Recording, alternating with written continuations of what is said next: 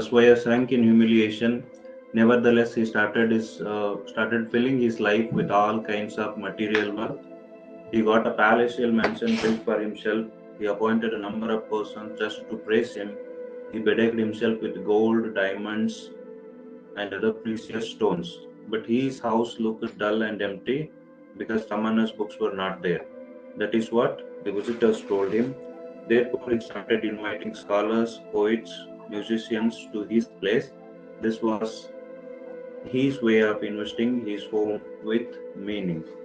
When Baswaya did not have any answer to Tamanna's reputation, so day by day Tamanna's reputation was rising higher as he got name and fame as a well-known poet of his times or his period, because he was completely involved himself in the art, that is music, because he was composing the songs, ballads, and he was also singing them.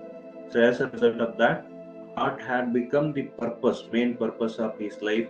Art had become the main aim of his life. So that is why he was also known as the best known poet of his times and felicitated. He was felicitated by many in his contemporary period. So as a result of these all, so ಇದನ್ನೆಲ್ಲ ನೋಡ್ಬಿಟ್ಟು ಇಷ್ಟೆಲ್ಲ ಒಂದು ತಮ್ಮಣ್ಣನ ಪ್ರತಿಷ್ಠೆ, ತಮ್ಮಣ್ಣನ ಪ್ರಸಿದ್ಧಿ ದಿನದಿಂದ ದಿನಕ್ಕೆ ಹೆಚ್ಚಾಗ್ತಾ ಇರುವುದನ್ನು ಕಂಡಂತ ಬಸವಯ್ಯನಿಗೆ ಅದನ್ನ ಅವಮಾನವನ್ನು ತಡ್ಕೊಳ್ಳಿಕ್ ಆಗಲ್ಲ. So as a result of that Basavayya shrunk in humiliation. So ಈ ಅವಮಾನವನ್ನು ತಡ್ಕೊಳ್ಳಿಕ್ ಆಗದೆ ಅವ್ನು ದಿನದಿಂದ ದಿನಕ್ಕೆ ತಾನೇ ಕುಗ್ತಾ ಹೋಗ್ತಾನೆ. ಸೊ ಅದಕ್ಕೆ ಹೇಗಾದ್ರೂ ಮಾಡಿ ಅದರಿಂದ ಹೊರಗೆ ಬರಬೇಕು, just to overcome his humiliation. So he tries to overcome humiliation. So ಅವಮಾನವನ್ನು ತಡ್ಕೊಳ್ದೆ ಆ ಅವಮಾನದಿಂದ ಹೇಗಾದ್ರೂ ಮಾಡಿ ಆಚೆ ಬರಬೇಕು ಅಂತೇಳಿ ಪ್ರಯತ್ನ ಪಡ್ತಾನೆ. So as a result of that, in a way to try to come out of that humiliation, he started filling his life with all kinds of material wealth. So ಅವನು ಏನ್ ಮಾಡ್ತಾನೆ ಅಂತ ಹೇಳಿದ್ರೆ ಎಲ್ಲಾ ತರನಾದಂತ ಭೌತಿಕ ವಸ್ತುಗಳಿಂದ, ಸೊ ಏನೆಲ್ಲ ಸಾಧ್ಯವಾಗುತ್ತಲ್ಲ ಆ ಎಲ್ಲ ಭೌತಿಕ ವಸ್ತುಗಳನ್ನ ಅಥವಾ ಶ್ರೀಮಂತಿಕೆಯನ್ನ, ಆಡಂಬರವನ್ನ ತೋರಿಸ್ಲಿಕ್ಕೆ ಅಂತ ಹೇಳಿ ಸೊ ಎಲ್ಲ ತರನಾದಂತ ವಸ್ತುಗಳನ್ನ, ವಿಸಿಬಲ್ ವಸ್ತುಗಳನ್ನ ತಂದು ತನ್ನ ಮನೆಯಲ್ಲಿ ತುಂಬಲಿಕ್ಕೆ ಸ್ಟಾರ್ಟ್ ಮಾಡ್ತಾನೆ. So he also got a palatial mansion built for himself.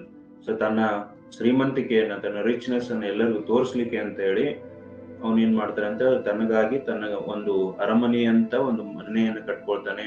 ಅಷ್ಟೇ ಅಲ್ಲ, ಈ appointed number of persons just to praise him. So ತನ್ನನ್ನು ತಾನು ಹೊಗಳಲಿಕ್ಕೆ ಅನೇಕ ಜನರನ್ನು ನೇಮಕ ಕೂಡ ಮಾಡ್ತಾನೆ. ಸೊ ಹಿಂದಿನ ಕಾಲದಲ್ಲೆಲ್ಲ ರಾಜರು, ಮಹಾರಾಜರು ಈ ತರನಾಗಿ ನೇಮಕ ಮಾಡ್ಕೊಳ್ತಿದ್ರಂತೆ. So their work is to just to praise or just to say something good about that person. So ಆ ವ್ಯಕ್ತಿಯ ಬಗ್ಗೆ ಕೆಲವು ಒಳ್ಳೆ ಮಾತುಗಳು, ಅವ ಏನು ಒಳ್ಳೆ ಕೆಲಸ ಮಾಡಿಲ್ಲ ಅಂತ ಹೇಳಿದ್ರು ಕೂಡ ಅವ್ರ ಕೆಲಸ ಏನು ಅಂತ ಹೇಳಿದ್ರೆ ಯಾವಾಗ್ಲೂ ಅವನನ್ನ ಕುರಿತು ಒಳ್ಳೆ ಮಾತುಗಳನ್ನ ಆಡೋದು. ಸೊ ಅವನ್ಗೆ ತನ್ನ ಬಗ್ಗೆ ಒಳ್ಳೆ ಮಾತುಗಳನ್ನ ಆಡ್ಲಿಕ್ಕೆ ಯಾರು ಇಲ್ವಲ್ಲ ಅಂತ ಹೇಳಿ ಅವನೇನ್ ಮಾಡ್ತಾನೆ ಅಂತ ಹೇಳಿದ್ರೆ ಈ appointed number of persons to praise him. So ಅವನು ದಿನನಿತ್ಯ ಅವನಿಗೆ ಫ್ರೇಸ್ ಮಾಡ್ಲಿಕ್ಕೆ, ಅವನು ಹೊಗಳಲಿಕ್ಕೆ, ಅವನ ಕುರಿತು ಒಳ್ಳೆ ಮಾತನಾಡ್ಲಿಕ್ಕೆ ಅನೇಕ ಜನರನ್ನ ನೇಮಕ ಕೂಡ ಮಾಡ್ಕೊಳ್ತಾನೆ. And he bedecked himself with gold, diamonds and other precious stones. So ಈ ಬೆಡೆಕ್ ಮೀನ್ಸ್ ಅಡೋರ್ನ್. ಸೊ ನಿನ್ನೆ ಹೇಳಿದೆ ನಾನು, ಬೆಡೆಕ್ ಅಂತ ಹೇಳಿದ್ರೆ ಡೆಕೋರೇಟ್ ಮಾಡ್ಕೊಳ್ಳೋದು ಅಥವಾ ಅಡೋರ್ನ್ ಮಾಡ್ಕೊಳ್ಳೋದು. ಸೊ ತನ್ನನ್ನು ತಾನು ಅಲಂಕಾರಗೊಳಿಸ್ಕೊಳ್ಳೋದು.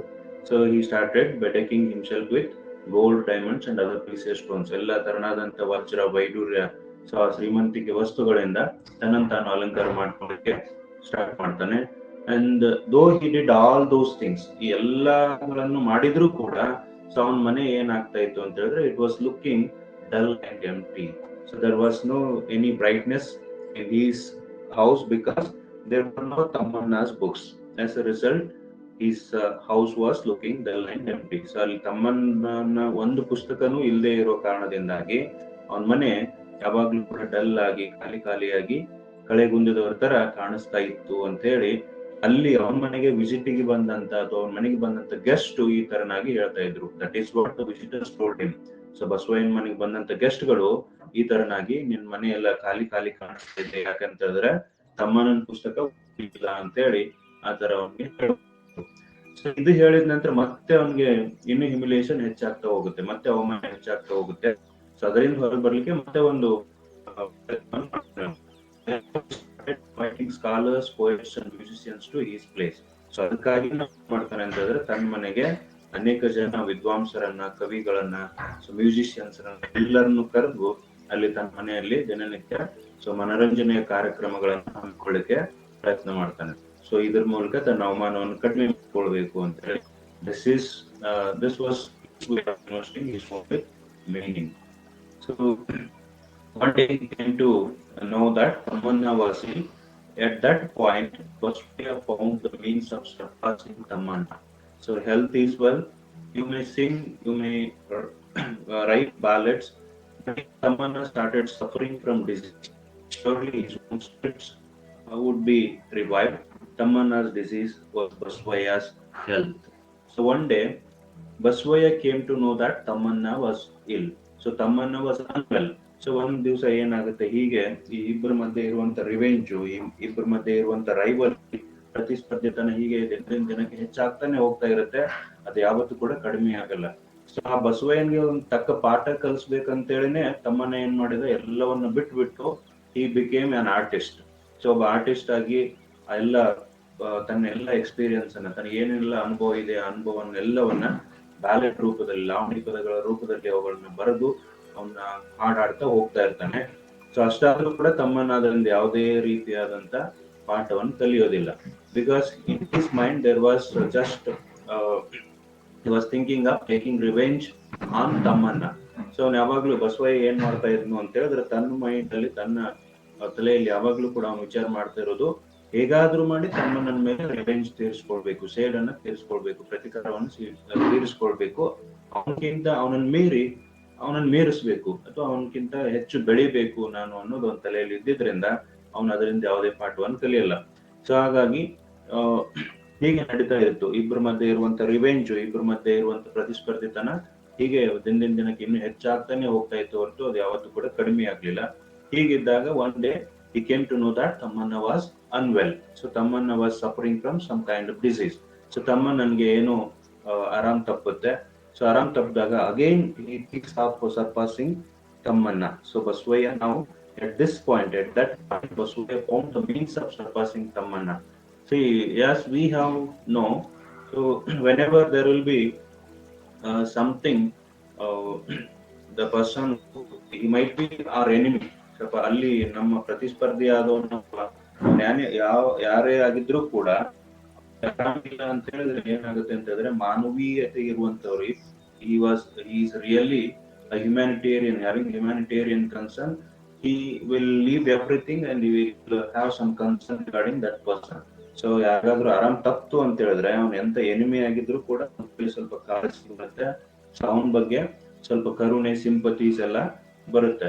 ಬಟ್ ಇಲ್ಲಿ ಬಸವಯ್ಯ ಯಾವ ತರ ಥಿಂಕ್ ಮಾಡ್ತಾನೆ ಅಂತ ಹೇಳಿದ್ರೆ, he found the means of surpassing Tamanna at this point also. So when he came to know that Tamanna was unwell, so ತಮ್ಮಣ್ಣನಿಗೆ ಆರಾಮಿಲ್ಲ ಅಂತ ಹೇಳಿ ಅವ್ನಿಗೆ ಗೊತ್ತಾಗೋದಕ್ಕೆ ಅವ್ನ ಏನಾಗುತ್ತೆ ಅಂತ ಹೇಳಿದ್ರೆ, ಈಗಲಾದ್ರೂ ತಮ್ಮಣ್ಣನನ್ನ ಮೀರಿಸಬಹುದಲ್ಲ, ಸೊ ತಮ್ಮಣ್ಣನ ಶ್ರೀಮಂತಿಕೆಯನ್ನ ಮೀರಿಸಬಹುದು, ಅವನ್ ಮುಂದೆ ಹೋಗಿ ನಾನು ಅವನಕ್ಕಿಂತ ಹೆಚ್ಚು ನಾನು ಗಳಿಸಬಹುದು ಅಥವಾ ಅವನಕ್ಕಿಂತಲೂ ಹೆಚ್ಚು ನಾನು ಪ್ರಸಿದ್ಧಿಯನ್ನು ಗಳಿಸಬಹುದು, ಅವ್ನು ಹೇಗಾದ್ರೂ ಮಾಡಿ ಅವನನ್ನು ಕುಗ್ಗಿಸ್ಬೇಕು, ಅವನನ್ನು ಸೋಲಿಸ್ಬೇಕು ಅಂತ ಹೇಳಿ ಇವಾಗ್ಲೂ ಕೂಡ ಅವ್ನು ಮೀರಿಸೋದ್ರ ಬಗ್ಗೆನೆ ಥಿಂಕ್ ಮಾಡ್ತಾ ಹೋದ Basavayya. So health is wealth, as we all know health is wealth, and you may sing, you may write ballads, but if Tamanna started suffering from disease, surely his own spirits would be revived. So as we all know, health is wealth. So he may sing, he may write ballads. Tamanna may sing, Tamanna may write ballads. So ಅವನು ಎಷ್ಟೇ ಹಾಡು ಆಡಿದ್ರು, ಅವನು ಎಷ್ಟೇ ಪದಗಳನ್ನ balance ಅನ್ನ ಬರೆದ್ರು ಕೂಡ, so if he started suffering disease, so ಅವನಿಗೆ ಅನಾರೋಗ್ಯದಿಂದ ಬಳಲಲಿಕ್ಕೆ ಅವನು ಸ್ಟಾರ್ಟ್ ಆಯ್ತು ಅಂತ ತಮ್ಮನ್ನ ಅನಾರೋಗ್ಯದಿಂದ ಬಳಲಲಿಕ್ಕೆ ಅಂತ ಹೇಳಿದ್ರೆ, surely his own spirits would be revived. His own spirits. So Baswaya's spirits or Baswaya's soul or Baswaya's life force. So that would be rejuvenated. So ಅವು ಮತ್ತೆ ಪುನಶ್ಚೇತನ ಆಗುತ್ತೆ. ಬಸವಯ್ಯನ ಆತ್ಮಕ್ಕೆ ಮತ್ತೆ ಒಂದು ಏನು ರಿವೈವಲ್ ಆದಂಗಾಗುತ್ತೆ, ಮತ್ತೆ ಒಂದು ಮರುಹುಟ್ಟು ಸಿಕ್ಕಂಗಾಗುತ್ತೆ, ಮತ್ತೆ ಹೆಚ್ಚು ಪುನಶ್ಚೇತನಗೊಳ್ತಾವು. ಯಾಕಂತ ಹೇಳಿದ್ರೆ ತಮ್ಮನಿಗೆ ಅನಾರೋಗ್ಯ ಪೀಡಿತನಾಗಿ ಸೊ ಅವ್ನು ಬೆಡ್ ರಿಡನ್ ಆಗಿದ್ದಾನೆ, ಅವ್ನು ಹಾಸಿಗೆ ಹಿಡಿದಾಗ ಸೊ ಇವನಿಗೆ ಮತ್ತೆ ಅವನನ್ನು ಮೀರಿಸ್ಬೇಕು ಅನ್ನೋ ಒಂದು ಆತ್ಮಬಲ ಹೆಚ್ಚಾಗ್ತಾ ಹೋಗುತ್ತೆ. So his life force will be revived, life force will be rejuvenated, ಮತ್ತೆ ಒಂದು ಪುನಶ್ಚೇತವನ್ನು ಪಡೆದುಕೊಡುತ್ತೆ. ಸೊ ಅವ್ನ ಸೌಲ್ ಏನಿರುತ್ತೆ, ಅವನ ಆತ್ಮ ಏನಿರುತ್ತೆ, ಅಂತರಾತ್ಮ ಅವನ ಮೇಲೆ ಈಗನಾದ್ರೂ ನೀನು ಸೇಡ್ ತೀರಿಸ್ಕೊ, ಅವನ ಮೇಲೆ ಈಗನಾದ್ರೂ ನೀನು ರಿವೆಂಜ್ ತಗೋ ಮತ್ತೆ ಬಸವಯ್ಯನ ಸ್ಪಿರಿಟ್, ಬಸವಯ್ಯನ ಚೇತನಗಳು, ಆತ್ಮ ಏನಿರುತ್ತೆ ಅದು ಮತ್ತೆ ಮರು ಹುಟ್ಟನ್ನು ಪಡೆದುಕೊಳ್ಳುತ್ತೆ, ಮರುಜೀವವನ್ನು ಪಡೆದುಕೊಳ್ಳುತ್ತೆ, ರೆಸುವಿನೇಟ್ ಆಗುತ್ತೆ. So Tammanna's disease was Basavayya's health. So as a result of this Tammanna's disease becomes Basavayya's health. ಕೊನೆಗೆ ತಮ್ಮನ ಅನಾರೋಗ್ಯ ಬಸವಯ್ಯನಿಗೆ ಆರೋಗ್ಯವನ್ನ ಕೊಡುವಂತದ್ದು.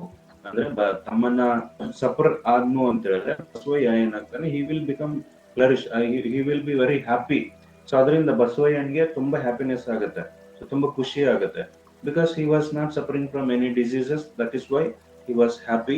And even on the contrary to that, as Tamanna was suffering from disease, so he wanted to surpass Tamanna at that point also. ಈ point ಅಲ್ಲಾದ್ರೂ ತಮ್ಮನನ್ನ ನಾನು ಸೋಲಿಸಿ ಅವನನ್ನು ಮೀರಿಸಬಹುದು ಅನ್ನೋದ್ರ ಬಗ್ಗೆ ಬಸವಯ್ಯ ಥಿಂಕ್ ಮಾಡ್ತಾ ಹೋಗ್ತಾನೆ. So however, by this time Tamanna had thought of yet another method of punishing Baswaya. Punishing Baswaya, that was death. See, if he continued at the level of the body, Baswaya would go on offering a stiff competition. But if his song was separated from his body, if there was no relation between the songs and his own flesh and blood, this is how his thought went on. So, however, at this time, even though Tamanna was suffering from diseases, Tamanna thought of teaching another lesson to Baswaya. However, Baswaya was very adamant. He has not learnt any lesson from his previous method of writing, composing all ballads and singing them. So Tamanna ಈ ಹಿಂದೆ ಇವಾಗಲೇ ಅವನನ್ನು ಸಂಪೂರ್ಣವಾಗಿ ಅವನ ಅಹಂಕಾರವನ್ನ, ಅವನ ಸೊಕ್ಕನ್ನು ಮುರಿಬೇಕು, ಬಸವಯ್ಯನ ಸೊಕ್ಕನ್ನು ಮುರಿದು ಅವನ ತಕ್ಕ ಪಾಠ ಕಲಿಸ್ಬೇಕು ಅಂತ ಹೇಳಿ, ಸೊ ಅವನ ಕ್ರೂರತೆಯ ಬಗ್ಗೆ, ಅವನ ತುಂಬಾ ಕೆಡುಕು ಚಾಳಿಯ ಬಗ್ಗೆ ಸೊ ತಾನು ಬ್ಯಾಲೆಟ್ಸ್ ಅನ್ನ ಕಂಪೋಸ್ ಮಾಡಿ, ಬ್ಯಾಲೆಟ್ಸ್ ಅನ್ನು ಬರೆದು, ಲಾವಣಿ ಪದಗಳನ್ನು ಬರೆದು ಅವನ್ನ ಹಾಡ್ತಾ ಹೋಗೋದ್ರ ಮೂಲಕ ಅವನೇನಾದ್ರೂ ಒಂದು ಪಾಠ ಕಲಿತಾನೆ ಅಂತ ತಿಳ್ಕೊಂಡಿದ್ದ. ಬಟ್ ಇವಾಗ್ಲೂ ಕೂಡ ಅವನು ಪಾಠ ಕಲೀಲಿಲ್ಲ ಅದರಿಂದ. So that is why now he thought of another method of punishing Basavayya. ಬಸವಯ್ಯನ್ಗೆ ಹೇಗಾದ್ರೂ ಮಾಡಿ ಶಿಕ್ಷೆ ಕೊಡ್ಬೇಕು, ಸೊ ಇನ್ನೂ ಅವ್ನು ಪಾಠ ಕಲ್ತಿಲ್ಲಲ್ಲ ಅಂತೇಳಿ, ಸೊ ಅವನ್ಗೆ ಪನಿಷ್ ಮಾಡ್ಲಿಕ್ಕೆ, ಬಸವಯ್ಯನ್ಗೆ ಶಿಕ್ಷೆ ಕೊಡ್ಲಿಕ್ಕೆ ಅಂತೇಳಿ ಇನ್ನೊಂದು ವಿಚಾರವನ್ನ ಅವನು ತನ್ನ ತಲೆಯಲ್ಲಿ ಇವಾಗ ತುಂಬಿಕೊಂಡಿರ್ತಾನೆ. ತಮ್ಮನ್ನ he thought of another method. So that method was nothing but death. So it was very shocking and surprising one. So that if it is a death of whom, whether it was death of Baswaya or death of Tamanna. So illi death anta ಹೇಳ್ತಾನೆ, that was another method of teaching Baswaya or punishing Baswaya was death anta ಹೇಳ್ತಾನೆ Tamanna. So death anta ಹೇಳಿದ್ರೆ ಯಾರ death? Whether he wanted to punish Baswaya by his own death. So ಬಸವಯ್ಯನ ಕೊಲ್ಲೋದ್ರ ಮೂಲಕ ಅವನಿಗೆ ಏನಾದ್ರು punishment ಕೊಡ್ಬೇಕಂತ ಅನ್ಕೊಂಡಿದಾನ, ಅದು ತಾನೇ ಸ್ವತಃ ಸಾವನ್ನ ಆವರಿಸ್ಕೊಳ್ಳೋದ್ರ ಮೂಲಕ, ಸಾವನ್ನ ತನಗೆ ತಾನು ಸಾವು ತಂದ್ಕೊಳ್ಳೋದ್ರ ಮೂಲಕ ಬಸವಯ್ಯನ್ಗೆ ಪಾಠವನ್ನು ಕಲಿಸ್ಬೇಕು ಅನ್ಕೊಂಡಿದಾನ. So let us see what it is ಅಂತೇಳಿ. ಸೊ ಅದು ಏನು ಅಂತೇಳಿ ನೋಡೋಣ. That was death. So if he continued at the level of the body, Baswaya would go on offering stiff competition. So ಒಂದ್ ವೇಳೆ ತಮ್ಮನ್ನ ಹೀಗೆ continued on his own level of the body, so ಒಂದ್ ವೇಳೆ ಅವನು ತಾನು ಹೀಗೆ ಹಾಡ್ತಾ ಬ್ಯಾಲೆಟ್ಸ್ ಅನ್ನ ಕಂಪೋಸ್ ಮಾಡ್ತಾ, ಲಾವಣಿ ಪದಗಳನ್ನ ಕಂಪೋಸ್ ಮಾಡ್ತಾ ಅವುಗಳನ್ನ ಹಾಡ್ತಾ ಹೋದ್ನು ಅಂತ ಹೇಳಿದ್ರೆ, if he continued at the level of his body, so Baswaya would go on offering stiff competition. So Baswaya would offer stiff competition, very tough competition on ಕೊಡ್ತಾ ಹೋಗ್ತಾನೆ. ವೆರಿ ಡಿಫಿಕಲ್ಟ್ ಆಗಿರುವಂತ ಕಾಂಪಿಟೇಷನ್, ಸೆವಿಯರ್ ಕಾಂಪಿಟೇಷನ್ ಅನ್ನ ಕೊಡ್ತಾ ಹೋಗ್ತಾನೆ. Firm R hard competition ಅನ್ನು ಕೊಡ್ತಾ ಹೋಗ್ತಾನೆ. ಒಂದ್ ವೇಳೆ ತಮ್ಮನ್ನ ತನ್ನ ಬಾಡಿ ಲೆವೆಲ್ ಅಲ್ಲಿ, ಅವ್ನಿಗೆ ಆರಾಮಿಲ್ಲ ಅಂತ ಹೇಳಿದ್ರು ಕೂಡ ಅವ್ನು ತನ್ನ ಬಾಡಿ ಲೆವೆಲ್ ಅಲ್ಲಿ ಹಾಡ್ತಾನೆ ಹೋಗ್ತಾ ಇದ್ನು ಅಂತ ಹೇಳಿದ್ರೆ, ಸೊ ಬಸವಯ್ಯ ಏನ್ ಮಾಡ್ತಾನೆ ಅಂತ ಹೇಳಿದ್ರೆ ಅವ್ನಿಗೆ ತನ್ನ ಕಾಂಪಿಟೇಷನ್ ಅನ್ನ ಕಂಟಿನ್ಯೂ ಮಾಡ್ತಾನೆ. ಇದೇ ತರನಾಗಿ ರೈವಲ್ರಿಯನ್ನ ಕಂಟಿನ್ಯೂ ಮಾಡ್ತಾ ಹೋಗ್ತಾನೆ. So he may also give he hard competition to Tammanna. So ತಮ್ಮಣ್ಣನ್ಗೆ ಇನ್ನೂ ಕಠಿಣವಾಗಿರುವಂತ ಪ್ರತಿಸ್ಪರ್ಧಿತನವನ್ನು ಕೊಡ್ತಾ ಹೋಗ್ತಾನೆ. But if his song was separated from his body, if there was no relation between the songs and his own flesh and blood, so he thought of his own death. So now he wanted to separate his body from his own songs. So until then, Tamanna's life's aim was art. So ಇಲ್ಲಿ ತನಕ ತಮ್ಮಣ್ಣನ ಜೀವನದ ಮುಖ್ಯ ಉದ್ದೇಶ ಏನಾಗಿತ್ತು ಅಂತ ಹೇಳಿದ್ರೆ ಕೇವಲ ಕಲೆಯನ್ನೇ ತನ್ನ ಸಂಪೂರ್ಣ ಜೀವನದ ಉದ್ದೇಶವನ್ನಾಗಿ ಮಾಡ್ಕೊಂಡಿರ್ತಾನೆ. ಇಲ್ಲಿ ಹೇಳಿದ art become raison d'être of his life ಅಂತೇಳಿ, art had become raison d'être of his life. So ಅಲ್ಲಿ ತನಕ ಆರ್ಟ್ ಅನ್ನೋದು, ಕಲೆ ಅನ್ನೋದು ಅವನ ಜೀವನದ ಮುಖ್ಯ ಉದ್ದೇಶ ಆಗಿ ಮಾರ್ಪಾಡಾಗಿತ್ತು. ಸೊ ಅವನ ಜೀವನದ ಮುಖ್ಯ ಉದ್ದೇಶನೇ ಆರ್ಟ್ ಆಗಿತ್ತು, ಕಲೆ ಆಗಿತ್ತು. ಬಟ್ ಇವಾಗ ಏನು ವಿಚಾರ ಮಾಡ್ತಾ ಇದ್ದಾನೆ ಅಂತ ಹೇಳಿದ್ರೆ, so now he wanted to separate that art from his body.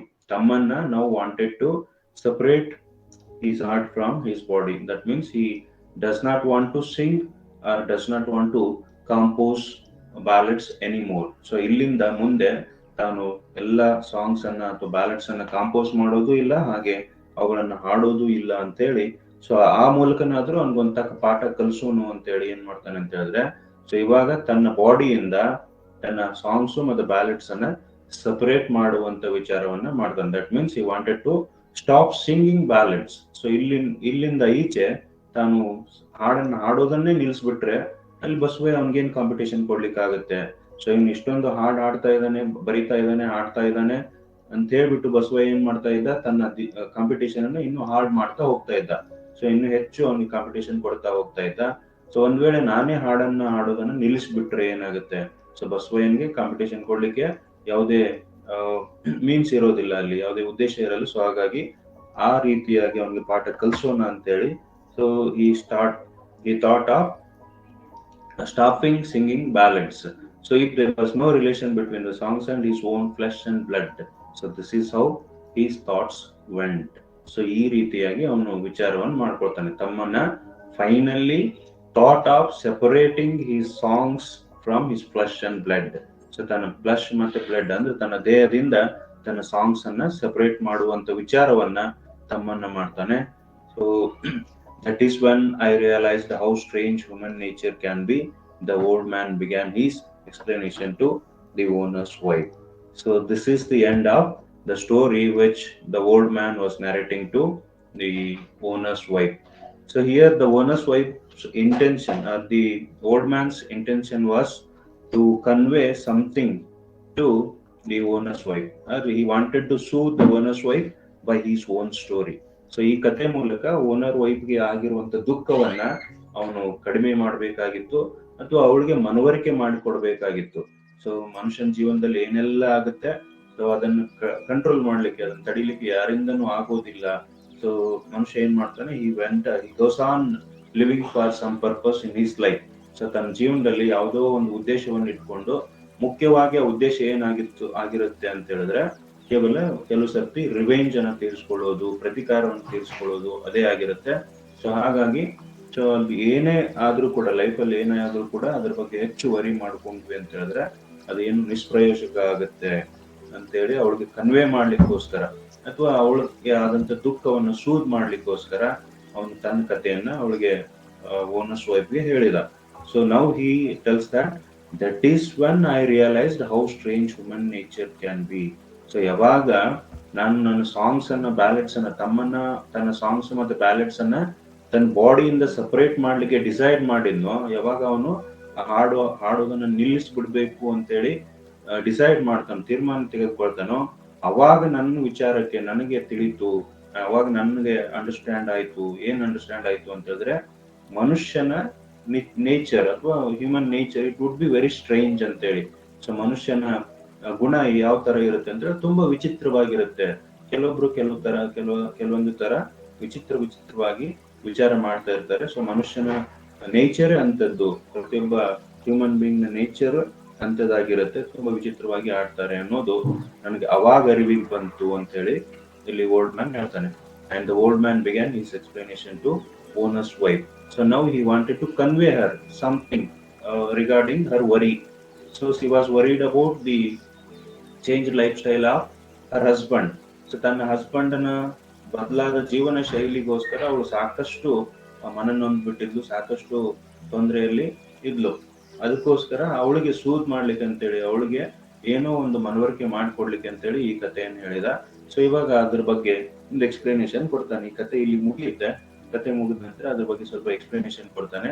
So now he tells, man needs wealth, education, art and many more things, and yet he lives for some kind of unbearable vengefulness. Without it, there would be no reason for his existence. This is not a real story, only what I have heard somewhere. You may know that I subscribe to a daily. To you, I am just an old man. After a particular age, man loses his name, his age becomes important, and his name vanishes into thin air. Now I am an old man in this garden, your servant. I am also the person who reads the newspaper and looks after the garden properly. So now he started his explanation. Man needs wealth, education, art, and many more things. So, man, to lead a comfortable life, he needs wealth, he needs education, wisdom, he needs art for entertainment, he needs many more things. So ಒಬ್ಬ ಮನುಷ್ಯ ತನ್ನ ಸುಖಕರವಾದಂತ ಜೀವನವನ್ನು ನಡೆಸಲಿಕ್ಕೆ ಇವೆಲ್ಲ ಅತ್ಯಗತ್ಯವಾಗಿ ಬೇಕಾಗಿರುವಂತ ವಸ್ತುಗಳು. ಹಿ needs wealth, ಸಂಪತ್ತು ಬೇಕಾಗುತ್ತೆ. So ಮನುಷ್ಯ ತುಂಬಾ ಜಾಣ್ಮೆಯಿಂದ ನಡೆದುಕೊಳ್ಳಿಕ್ಕೆ ಅವನಿಗೆ ಒಳ್ಳೆ ಶಿಕ್ಷಣ ಬೇಕಾಗುತ್ತೆ, ಅವನಿಗೆ ಮನೋರಂಜನೆಗೋಸ್ಕರ ಆ ಕಲೆ ಕೂಡ ಬೇಕಾಗುತ್ತೆ. ಇದರ ಜೊತೆಗೆ ಇನ್ನು ಅನೇಕ ವಿಷಯಗಳು ಮನುಷ್ಯನ ಒಂದು ಸುಖಕರವಾದಂತ ಜೀವನವನ್ನು ನಡೆಸಲಿಕ್ಕೆ ಬೇಕಾಗುತ್ತೆ. And yet he lives for some kind of unbearable vengefulness. So ಈ ಎಲ್ಲ ಬೇಕಾಗಿರುವಂತ ವಸ್ತುಗಳು ಮನುಷ್ಯನ ಬಳಿ ಇದ್ದಾಗೂ ಕೂಡ ಕೆಲವು ಸರ್ತಿ ಏನಾಗುತ್ತೆ ಅಂತ ಹೇಳಿದ್ರೆ, he lives for some kind of unbearable vengefulness. So ಕೆಲವು ಸರ್ತಿ ಆ ಮನುಷ್ಯ ಏನಾಗುತ್ತೆ ಅಂತ ಹೇಳಿದ್ರೆ, ಅವನು he always goes on living for some unpleasant or painful vengefulness, painful revenges. So ತನ್ನ ಜೀವನದಲ್ಲಿ ಇವೆಲ್ಲ ಇದ್ದಾಗ್ಲೂ ಕೂಡ ಮನುಷ್ಯನಿಗೆ ಸಾಕಷ್ಟು ಸಂಪತ್ತಿರುತ್ತೆ, ಒಳ್ಳೆ ಶಿಕ್ಷಣ ಇರುತ್ತೆ, ಸೊ ಮನರಂಜನೆಗೋಸ್ಕರ ಕಲೆ ಇರುತ್ತೆ, ಇನ್ನು ಸಾಕಷ್ಟು ವಸ್ತುಗಳು ಅವನ ಸುತ್ತಮುತ್ತ ಇದ್ದಾಗ್ಲೂ ಕೂಡ ಸೊ ಅವನು ತನ್ನ ಜೀವನವನ್ನು ಆರಾಮವಾಗಿ ನಡೆಸ್ಕೊಂಡು ಹೋಗದೆ ಅವನು ಬೇರೆ ಯಾವುದೋ ಒಂದು ಉದ್ದೇಶಕ್ಕಾಗಿ ಬದುಕಿರ್ತಾನೆ. ಸೊ ಆ ಉದ್ದೇಶ ಏನು ಅಂತ ಹೇಳಿದ್ರೆ unbearable vengefulness. So unpleasant or painful strange behaviour, the behaviour of revengeful attitude. So vengefulness ಅಂತ ಹೇಳಿದ್ರೆ revengeful attitude, one who desires to take revenge on someone else.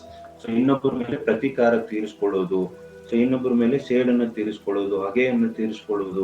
So ಇಂಥ ಒಂದು ದುಷ್ಟ ನೇಚರ್ ಪ್ರತಿಯೊಬ್ಬ ಮನುಷ್ಯನಿಗೂ ಇರುತ್ತೆ. ಸೊ ಇದೆಲ್ಲ ಇದ್ದಾಗ್ಲೂ ಕೂಡ, ಎಲ್ಲ ವೆಲ್ತ್, ಎಜುಕೇಶನ್, ಆರ್ಟ್ ಎಲ್ಲ ಇದ್ದಾಗ್ಲೂ ಕೂಡ ಅವನು ಸಹಿಸ್ಲಿಕ್ಕೆ ಆಗದೆ ಇರುವಂತ ಅಸಹನೀಯವಾದಂತ ಸೇಡು, ಅಸಹನೀಯವಾದಂತ ಪ್ರತೀಕಾರವನ್ನ ತೀರಿಸ್ಕೊಳ್ಳೋದನ್ನೇ ತನ್ನ ಜೀವನದ ಉದ್ದೇಶವನ್ನಾಗಿ ಮನುಷ್ಯ ಮಾಡ್ಕೊಂಡು ಬಿಡ್ತಾನೆ.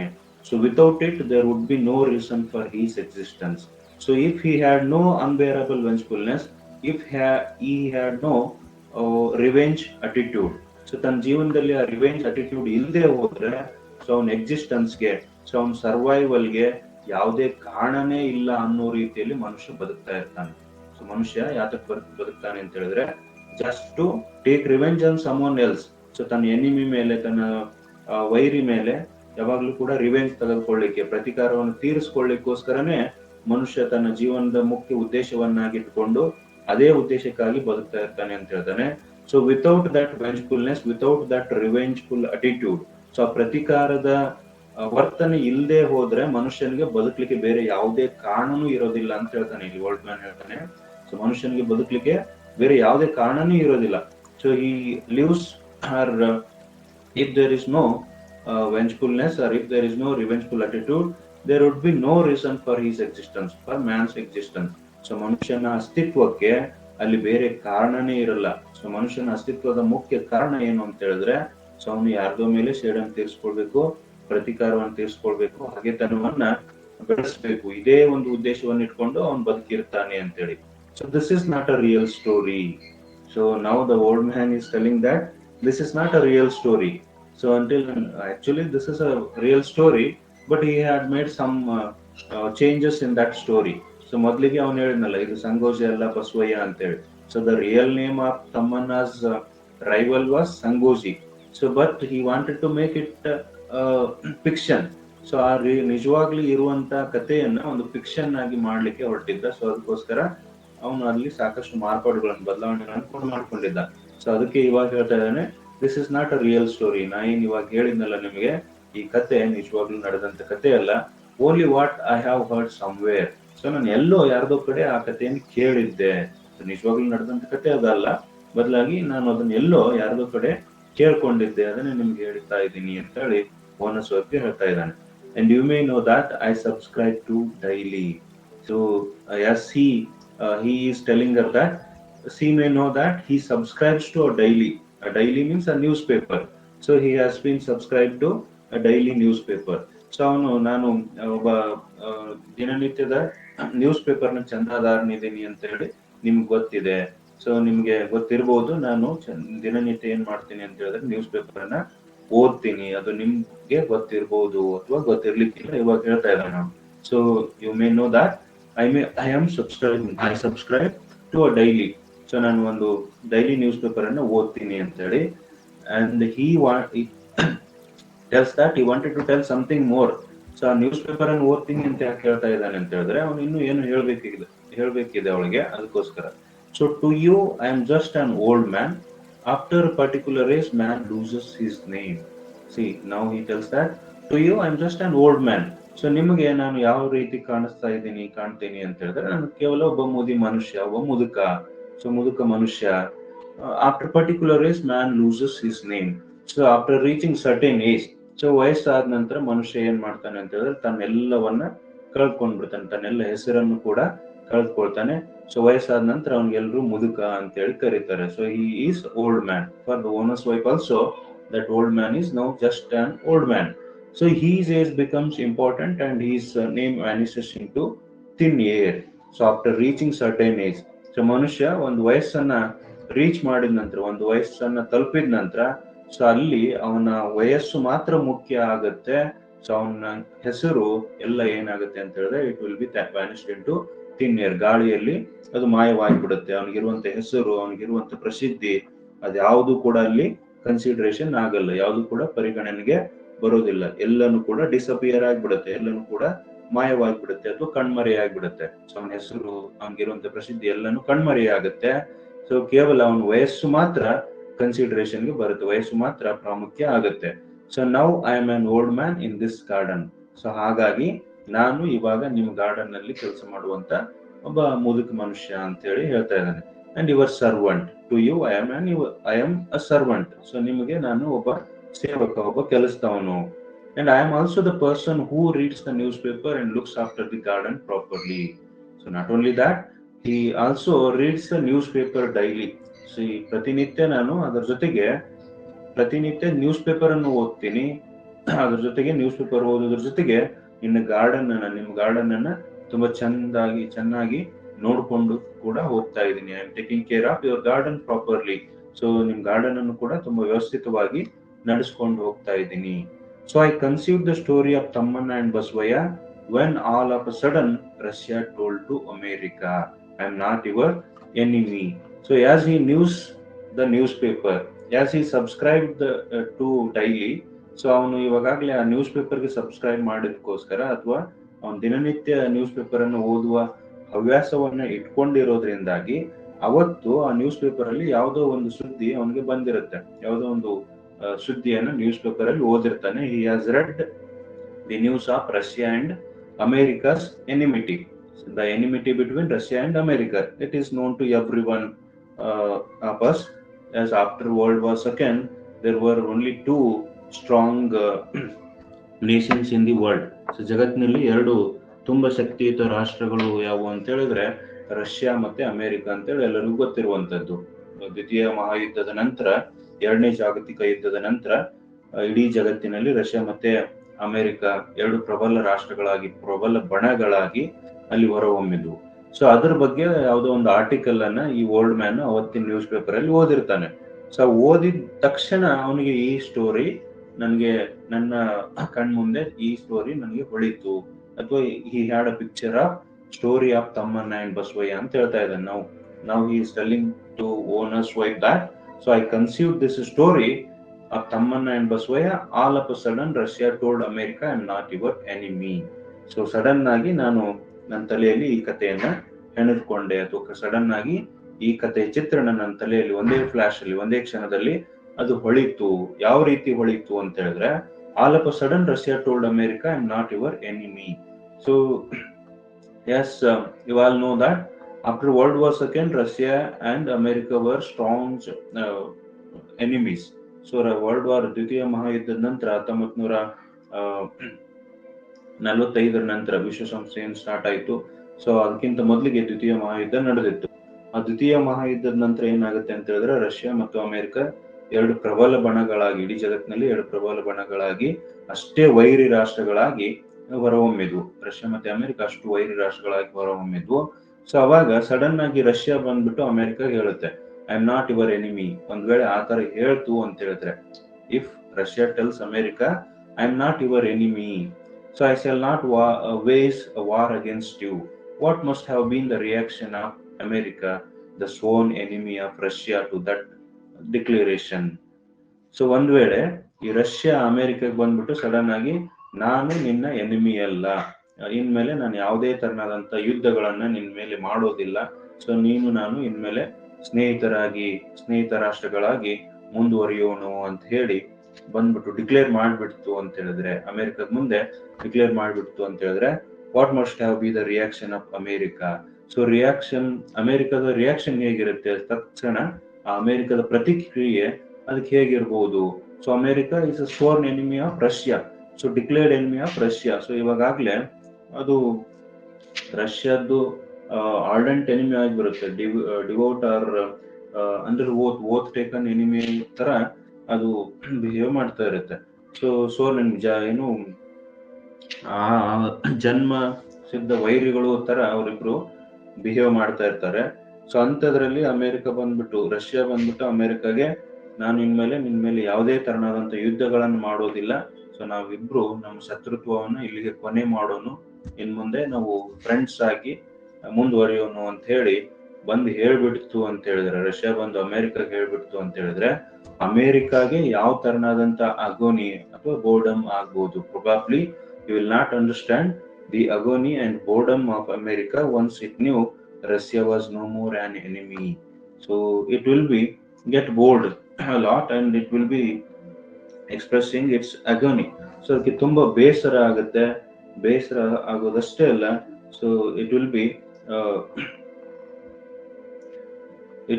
will not withstand such a boredom or such a stress that if Russia tells America I am not your enemy.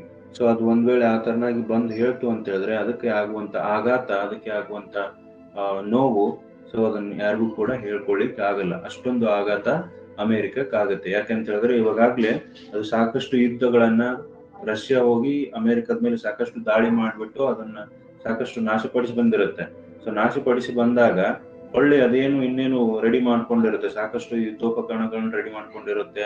So ಆಧುನಿಕ ಮಿಸೈಲ್ಸ್, ವೆಪನ್ಸ್ ಗಳನ್ನೆಲ್ಲವನ್ನ ರೆಡಿ ಮಾಡ್ಕೊಂಡು, ಸೊ ರಷ್ಯಾನ್ ಮೇಲೆ ಇನ್ನೇನು ವಾರ್ ವೇಜ್ ಮಾಡ್ಬೇಕು ಅನ್ನೋಷ್ಟರಲ್ಲಿ ರಷ್ಯಾ ಬಂದು, ನಾನು ನಿನ್ ಮೇಲೆ ಇನ್ಮೇಲೆ ವೈರತ್ವವನ್ನ ಬೆಳೆಸೋದಿಲ್ಲ, ಇನ್ಮೇಲೆ ಇಬ್ರು ಫ್ರೆಂಡ್ಸ್ ಆಗಿರೋಣ ಅಂತ ಹೇಳಿದಾಗ, ಸೊ ಅದಕ್ಕೆ ಸಾಕಷ್ಟು ನೋವಾಗುತ್ತೆ, ಸಾಕಷ್ಟು ಬೇಜಾರು ಕೂಡ ಅಮೆರಿಕಾಗ ಆಗುತ್ತೆ. ಆದ್ರೂ ಕೂಡ ಒಂದು ರಾಷ್ಟ್ರವಾಗಿ, once it knew Russia was no more enemy, a nation is capable of withstanding strains like this. So ಒಬ್ಬ ರಾಷ್ಟ್ರವಾಗಿ, ಒಂದು ದೊಡ್ಡ ರಾಷ್ಟ್ರವಾಗಿ, it can bear such a stress. So ಈ ತರನಾದಂತ ಸ್ಟ್ರೈನ್ಸ್ ಅನ್ನ, ಈ ತರನಾಗಿರುವಂತ ಸ್ಟ್ರೆಸ್ ಅನ್ನ ಒಂದು ರಾಷ್ಟ್ರವಾಗಿ, ಆ ರಾಷ್ಟ್ರದ ಫ್ಯೂಚರ್ಗೋಸ್ಕರ, ರಾಷ್ಟ್ರದ ಒಳ್ಳೆಗೋಸ್ಕರ ಅದು ಇದನ್ನೆಲ್ಲವನ್ನ ಸಹಿಸಿಕೊಳ್ಳುವಂತ ಶಕ್ತಿ ಒಂದು ರಾಷ್ಟ್ರಕ್ಕೆ ಇರುತ್ತೆ. ಒಂದು ರಾಷ್ಟ್ರವಾಗಿ ಅದನ್ನೆಲ್ಲವನ್ನ ಅದು ಸಹಿಸ್ಕೊಳ್ಬಹುದು, ಈ ಎಲ್ಲ ನೋವನ್ನ ಸಹಿಸ್ಕೊಳ್ಬಹುದು. But if a human being is facing the same position, so ಒಬ್ಬ ಮನುಷ್ಯ ಇದೇ ತರನಾದಂತ ಒಂದು ಸ್ಥಿತಿಯನ್ನ ಅನುಭವಿಸಿದ್ರೆ ಏನಾಗುತ್ತೆ? But a human being cannot withstand, he cannot bear that kind of situation. ಒಬ್ಬ ಮನುಷ್ಯನಾದವನು ಆ ತರನಾದಂತ ಪೊಸಿಷನ್ ಅನ್ನ, ಆ ತರನಾದಂತ ಒಂದು ಸ್ಥಿತಿಯನ್ನ ಯಾವತ್ತೂ ಕೂಡ ಅವನು ಸಹಿಸ್ಕೊಳ್ಳಿಕ್ಕೆ ಸಾಧ್ಯನೇ ಇಲ್ಲ. So I suffered a similar fate. So ತಮ್ಮನ್ನ is telling that I suffered a similar fate. I thought my death alone could destroy Baswaya. I gave up everything and started off. A few days after I left, Baswaya passed away. He had no more reason to live. See, ನೋಡ್ರಿ ಇವಾಗ that old man is telling that the story which he told until then to Ona's wife was none other than it was his own story. So ಇಲ್ಲಿ ತನಕ ಓನಸ್ ವೈಫ್ಗೆ ಅವನೇನ್ ಕತೆ ಹೇಳಿದ್ನಲ್ಲ, ತಮ್ಮನ್ನ ಮತ್ತು ಬಸವಯ್ಯಂದು, so ಆ ಕಥೆಯಲ್ಲಿ ಬರುವಂತ ತಮ್ಮನ್ನ ಬೇರೆ ಯಾರು ಅಲ್ಲ, ಅವನೇ ಓಲ್ಡ್ ಮ್ಯಾನ್ ಅಂತ ಹೇಳಿ ಹೇಳ್ತಾ ಇದ್ದಾನೆ. ಸೊ ನಾನೇ ಆ ಓಲ್ಡ್ ಮ್ಯಾನ್, ಬೇರೆ ಯಾರು ಅಲ್ಲ, ಸಾರಿ ಆ ತಮ್ಮನ್ನ ಬೇರೆ ಯಾರು ಅಲ್ಲ, ತಮ್ಮನ್ನ ನಾನೇ ಅಂತ ಹೇಳಿ ಓಲ್ಡ್ ಮ್ಯಾನ್ ಹೇಳ್ತಾ ಇದ್ದಾನೆ. So now he tells that a nation is capable of withstanding strain like that.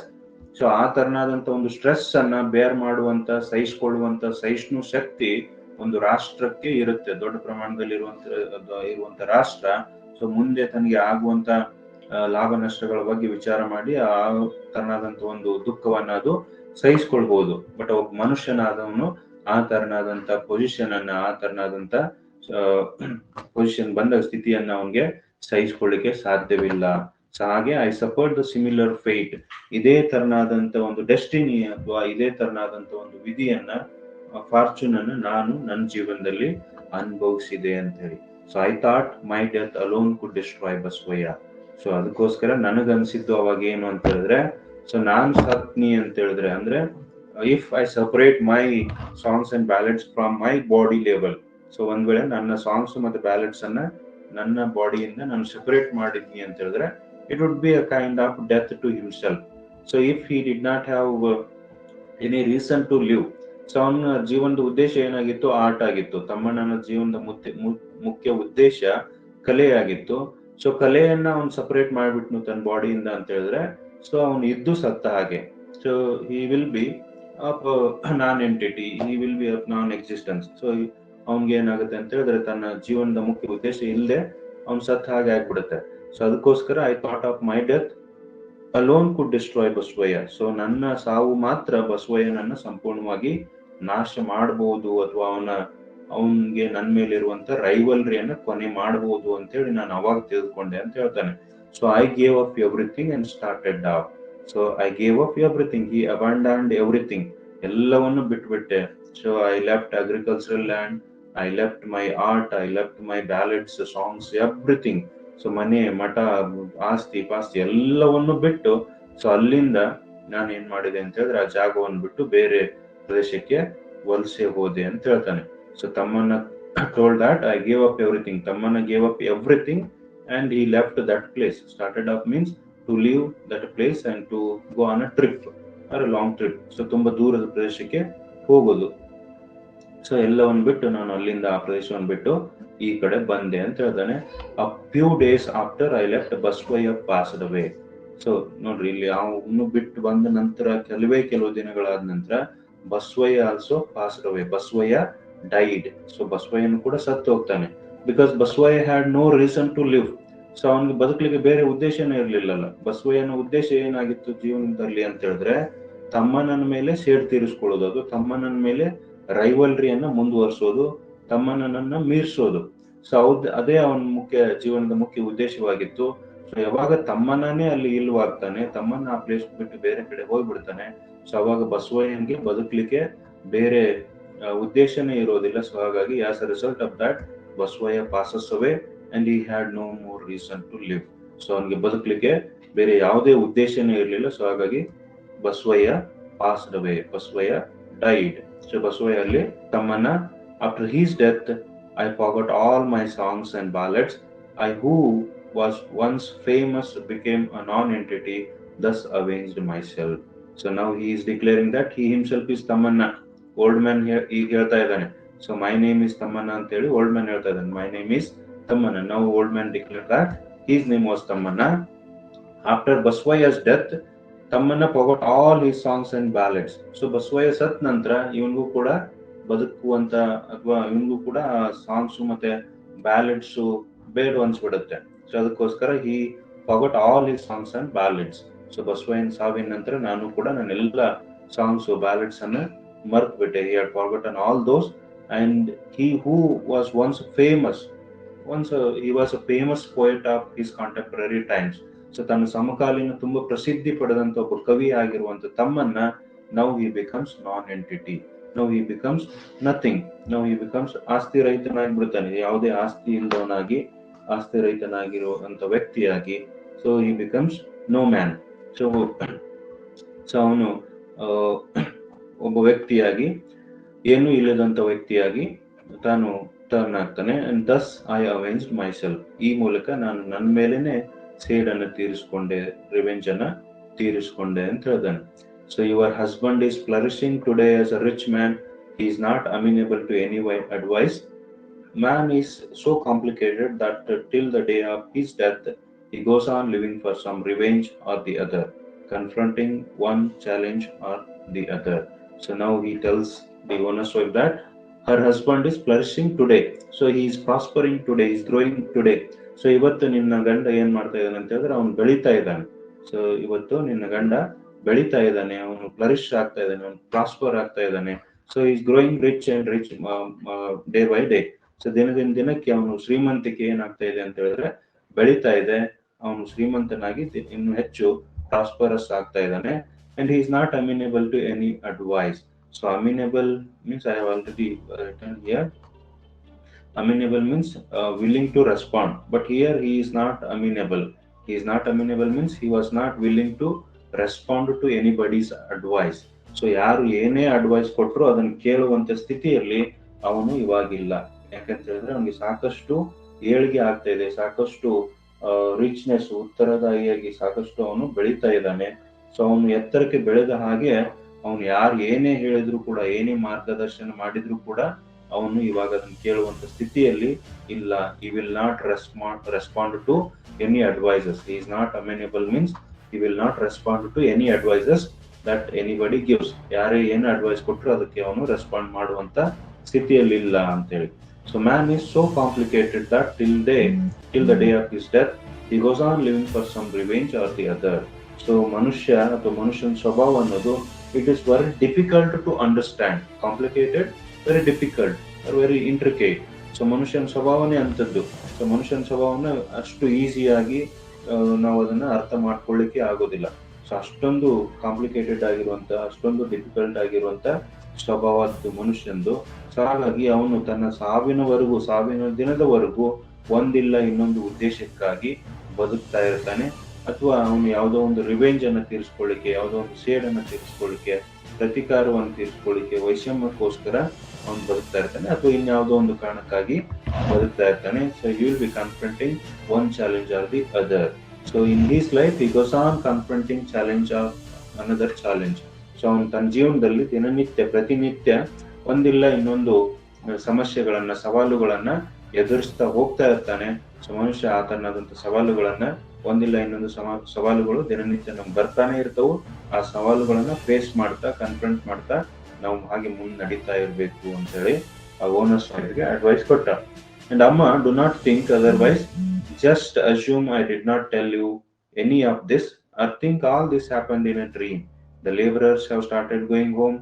That young child of Loka paints well. He is bedridden with fever. I shall pay him a visit. So finally he tells that, Amma, do not think otherwise. So yes, she is the owner's wife of that plantation. ಅದಕ್ಕೆ ಅವನು ಹೇಳ್ತಾನೆ, ಅಮ್ಮ, he is addressing her as a mistress or the owner of that plantation. So Amma, do not think otherwise. So he suggests her to do not take him as do not mistake him. So ನನ್ನನ್ನು ದಯವಿಟ್ಟು ತಪ್ಪಾಗಿ ತಿಳಿದುಕೊಳ್ಬೇಡಮ್ಮ, ಅಥವಾ ನನ್ನನ್ನು ದಯವಿಟ್ಟು ನಾನು ಹೇಳಿದ್ರಲ್ಲಿ ಏನಾದ್ರು ತಪ್ಪಿದ್ರೆ ದಯವಿಟ್ಟು ನನ್ನ ಕ್ಷಮಿಸ್ಬಿಡು ಅಂತ ಹೇಳಿ ಹೇಳ್ತಾನೆ. And just assume I did not tell you any of this. So ಇಲ್ಲಿ ತನಕ ನಾನು ಏನ್ ಹೇಳಿದ್ನಲ್ಲ ಅದನ್ನ ಯಾವ್ದು ನಾನು ಹೇಳೇ ಇಲ್ಲ ಅಂತೇಳಿ ನೀನು ತಿಳಿದುಕೋ. Just you presume. ಸೊ ಆ ತರನಾಗಿ ಅಂದ್ಕೋ, ನಾ ಏನು ಹೇಳಿಲ್ಲ ನಿನ್ಗೆ ಅಂತ ಹೇಳಿ ತಿಳ್ಕೊ. And think all this has happened in a dream. So ಇದೆಲ್ಲ ನಿನ್ಗೆ ಒಂದು ಕನಸಿನ ರೂಪದಲ್ಲಿ ಬಂದಿತ್ತು, ಅಥವಾ ನಿನ್ ಕನಸಿನಲ್ಲಿ ನಡೀತು ಅಂತ ಹೇಳಿ ತಿಳ್ಕೊಂಡು, ನಾ ಹೇಳಿದ್ದಿಲ್ಲ ನಿನ್ಗೆ ಕನಸಿನಲ್ಲಿ ನಡೀತು ಅಂತ ಹೇಳಿ ತಿಳ್ಕೊ ಅಂತ ಹೇಳಿ ಅವ್ರಿಗೆ ಸಜೆಷನ್ ಕೊಡ್ತಾನೆ. And the labourers have started going home. So ಅಲ್ಲೆಲ್ಲ ಕೆಲಸ ಮಾಡುವಂತ ಕಾರ್ಮಿಕರು, ಪ್ಲಾಂಟೇಶನ್ ಅಲ್ಲಿ ಕೆಲಸ ಮಾಡುವಂತ ಕಾರ್ಮಿಕರು ಮನೆಗೆ ಹೋಗ್ತಾ ಇದ್ದಾರೆ. And even that young child of Lokar paints well. He is bedridden with fever. I shall pay him a visit. So ಎಲ್ಲ ಕೆಲಸಗಾರರು ಮನೆಗೆ ಹೋಗ್ತಾ ಇದ್ದಾರೆ, ಅವರನ್ನ ನಾನು ನೋಡಬೇಕು. And he had to pay visit or he had to see those labourers whatsoever those labourers. So ಮನೆಗೆ ಹೋಗ್ತಾ ಇರುವಂತ ಲೇಬರರ್ಸ್ ಅನ್ನ ನಾನು ಒಂದ್ಸತಿ ನೋಡ್ಬೇಕು ಅಂತ ಹೇಳ್ತಾನೆ. And even the young child of Loka paints well. So young child of Loka is also the worker in that garden. So ಆ ಗಾರ್ಡನ್ ನಲ್ಲಿ ಪ್ಲಾಂಟೇಶನ್ ಅಲ್ಲಿ ತೋಟದಲ್ಲಿ ಕೆಲಸ ಮಾಡುವಂತ ಒಬ್ಬ ವರ್ಕರ್, ಆ ವರ್ಕರ್ ಹೆಸರು ಲೋಕ್ಯ. ಸೊ ಅವನ ಮಗ ತುಂಬಾ ಚೆನ್ನಾಗಿ ಪೇಂಟ್ ಮಾಡ್ತಾನೆ. ಸೊ ಅವನು ಇವಾಗ bedridden with fever. So ಲೋಕ್ಯಾನ್ ಮಗನಿಗೆ ಜ್ವರ ಬಂದಿದೆ, ಜ್ವರದಿಂದ ಬಳಲ್ತಾ ಇದ್ದಾನೆ, ಜ್ವರದಿಂದ ಅವನು ಹಾಸಿಗೆ ಹಿಡಿದಿದ್ದಾನೆ. ಸೊ ಅದಕ್ಕೋಸ್ಕರ I shall pay him a visit. ಅವನನ್ನ ಮಾತಾಡ್ಸ್ಕೊಂಡ್ ಬರ್ಲಿಕ್ಕೆ ನಾನು ಅವನ ಮನೆಗೆ ಹೋಗ್ಬೇಕು, ಲೋಕ್ಯಾನ್ ಜೊತೆಗೆ ಮನೆಗೆ ಹೋಗಿ ಅವ್ನು ಮಾತಾಡ್ಸ್ಕೊಂಡ್ ಬರ್ತೀನಿ ಅಂತ ಹೇಳಿ ಅವಳಿಗೆ ಹೇಳ್ತಾನೆ. So this is the end of the old man's story. And now the narrator P. Lankesh tells, forgive me, unable to elaborate, I have told you whatever I felt as it is. I had seen all this in a dream. So ಕೊನೆಯದಾಗಿ the narrator P. Lankesh is apologizing the readers if he had made any mistake. So P. Lankesh apologizes. He tells that the readers have to forgive him because he was unable to elaborate. So ನನಗೆ ಸರಿಯಾಗಿ explain ಮಾಡ್ಲಿಕ್ಕೆ ಆಗಲಿಲ್ಲ, ನನ್ನ ಕಥೆಯನ್ನು ಸರಿಯಾಗಿ explain ಮಾಡ್ಲಿಕ್ಕೆ ಆಗಿಲ್ಲ. ಬಹುಶಃ ನಾನೇನಾದರೂ ತಪ್ಪಾಗಿದ್ರೆ, ನನ್ನಿಂದ ಏನಾದರೂ ತಪ್ಪಾಗಿದ್ರೆ ನಾನು ದಯವಿಟ್ಟು ಕ್ಷಮಿಸಿ ಅಂತ ಹೇಳ್ತಾರೆ. And I have told you whatever I felt as it is. So ನನಗೆ ಏನು ಅನಿಸಿದ್ದನ್ನು ಯಥಾವತ್ತಾಗಿ ನಾನು ನಿಮ್ಮ ಮುಂದೆ ಆ ಕಥೆಯನ್ನು ಹೇಳಿದ್ದೀನಿ. And I had seen all this in a dream. So ಎಲ್ಲ ಕತೆ ನನಗೆ ಒಂದು ಕನಸಿನ ರೂಪದಲ್ಲಿ ನನಗೆ ಕನಸಿನಲ್ಲಿ ಬಂದಿತ್ತು, ಅದನ್ನೇ ನಾನು ಈ ರೀತಿ ಕಥೆಯನ್ನಾಗಿ ಮಾಡಿದ್ದೀನಿ ಅಂತ ಹೇಳಿ ಪಿ. ಲಂಕೇಶ್ ಹೇಳ್ತಾರೆ.